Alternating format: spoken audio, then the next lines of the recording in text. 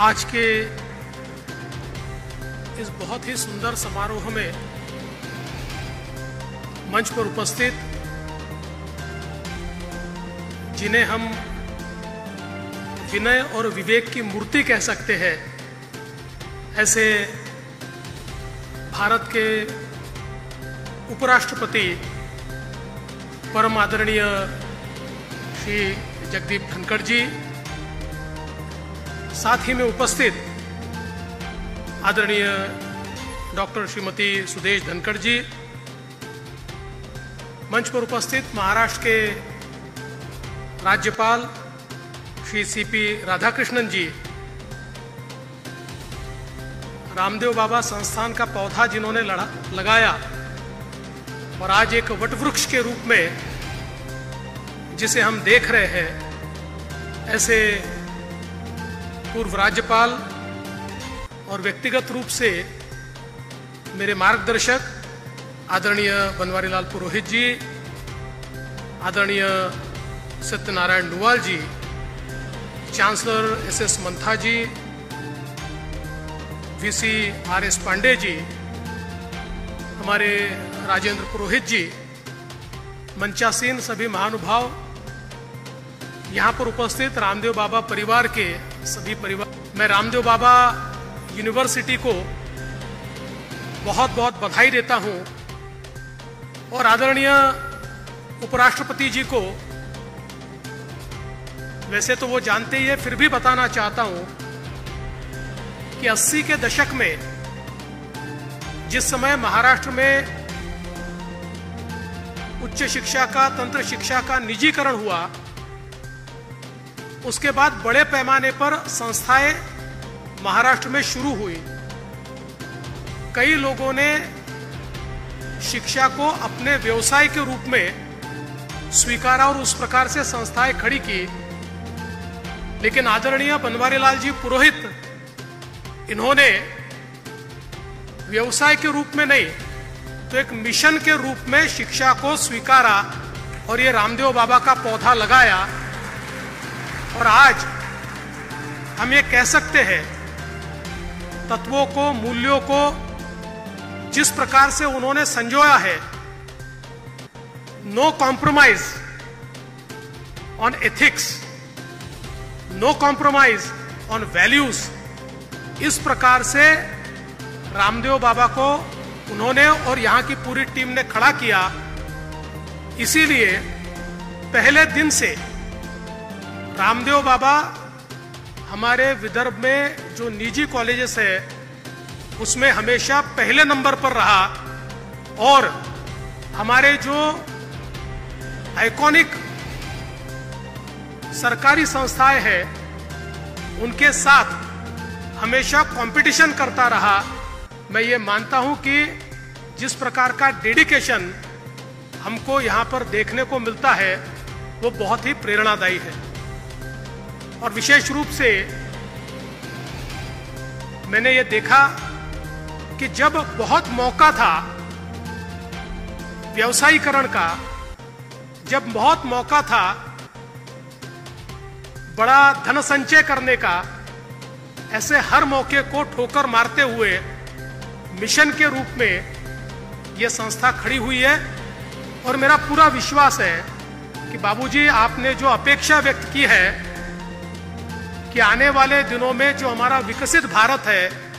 उस विकसित भारत के निर्माण में हमारे जो छात्र हैं वो अपनी सहभागिता दे, तो मैं पूरे विश्वास के साथ कहता हूं विकसित भारत में हमारे रामदेव बाबा संस्थान के छात्रों का एक बड़ा सहभाग होगा, उनकी सहभागिता होगी, ये मुझे पूर्ण विश्वास है। आज हमने डिजिटल टावर का उद्घाटन किया है और मैं ऐसा मानता हूं कि आज जिस प्रकार के डिजिटाइजेशन के माहौल में हम लोग आगे बढ़ रहे हैं, हमारे माननीय प्रधानमंत्री नरेंद्र मोदी जी 2030 तक भारत को 5 ट्रिलियन इकोनॉमी और दुनिया की 5वीं सबसे बड़ी अर्थव्यवस्था के रूप में, तीसरी सबसे बड़ी अर्थव्यवस्था के रूप में स्थापित करना चाहते हैं। इसमें डिजिटल इकोनॉमी की एक बहुत अहम भूमिका है। और हमने ये देखा कि इस डिजिटल अर्थव्यवस्था ने विशेष रूप से हमारे देश में करप्शन पर भी बहुत बड़े पैमाने पर अंकुश लाया है। आज हम देखते हैं समाज का जो आखिरी व्यक्ति है, चाहे वो किसान हो, चाहे वो हमारी महिलाएं हो, चाहे हमारे विद्यार्थी हो, सभी के लिए जो योजनाएं चलती है, डिजिटल इकोनॉमी के कारण उन योजनाओं के पैसे सीधे उनके अकाउंट में जाते हैं और आज उसमें कोई भी अपनी हिस्सेदारी नहीं मांग सकता, कोई करप्शन नहीं कर सकता। हम लोग आज देख रहे हैं डिजिटल इकोनॉमी में हमने जीएसटी को स्वीकारा और जिस प्रकार से हमने जीएसटीएन का नेटवर्क खड़ा किया, आज इतने कम समय में भारत को एक सिंगल मार्केट के रूप में हमने एस्टेब्लिश करके दिखाया। और जो लोग कहते थे जीएसटी फेल होगा, उसको डिजिटाइजेशन ने ऐसा जवाब दिया और आज हम लोग देख रहे हैं इतना अंतर हुआ है कि दुनिया में सबसे ज्यादा डिजिटल ट्रांजैक्शन करने वाला देश ये भारत बना है। और ये भी जो सपना लगता था, आजकल हम लोग समोसा खाने जाते हैं तो समोसे वाला भी डिजिटल पेमेंट ले रहा है, क्यूआर कोड से पेमेंट ले रहा है, सब्जी वाले भी क्यूआर कोड से पेमेंट ले रहे हैं। ये जो ट्रांसफॉर्मेशन आज डिजिटल टेक्नोलॉजी के कारण हमने देखा है, मैं ऐसा मानता हूं कि देश में आने वाले दिनों में इस डिजिटल ट्रांसफॉर्मेशन के अनुरूप मानव संसाधन का निर्माण ये हमारा सबसे बड़ा चैलेंज है और उसकी ही पूर्तता आज एक प्रकार से हमारा रामदेव बाबा संस्थान कर रहा है। इसकी मुझे बहुत खुशी है। मैं आज इतना ही कहना चाहता हूं, जिस तेजी से हम लोग आगे बढ़ रहे हैं,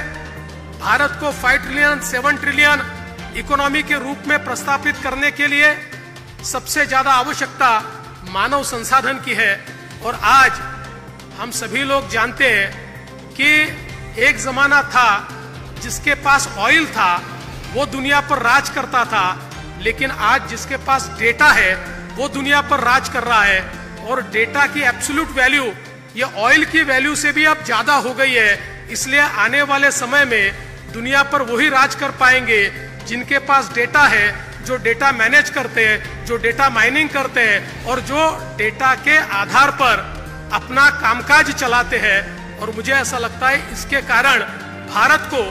एक बहुत बड़ा अवसर प्राप्त हुआ है, जिस अवसर को हमारे ये जो मानव संसाधन हमारी यूनिवर्सिटीज तैयार कर रही है, ये यूनिवर्सिटीज निश्चित रूप से इस मानव संसाधन के माध्यम से इस अपॉर्चुनिटी को, इस अवसर को अपने आप ग्रैब करेगी, ये मुझे विश्वास है। मैं एक और बात कहना चाहता हूं कि आज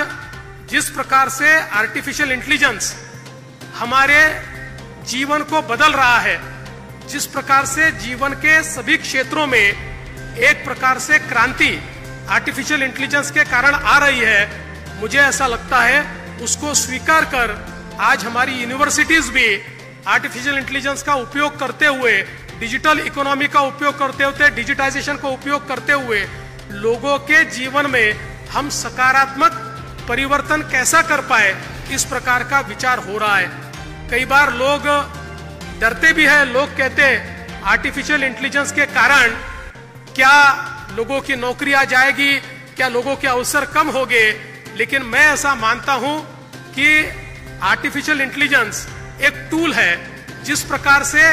घोड़ा तेजी से दौड़ता है, लेकिन घोड़े पर बैठने वाला घुड़सवार यह तय करता है कि घोड़ा कौन सी दिशा में जाएगा, ऐसा ही आर्टिफिशियल इंटेलिजेंस है। उसके ऊपर सवार होकर अगर हम लोग सही दिशा में चलने लगे तो बहुत तेजी के साथ हम विकसित भारत का निर्माण कर पाएंगे। और मुझे लगता है उसमें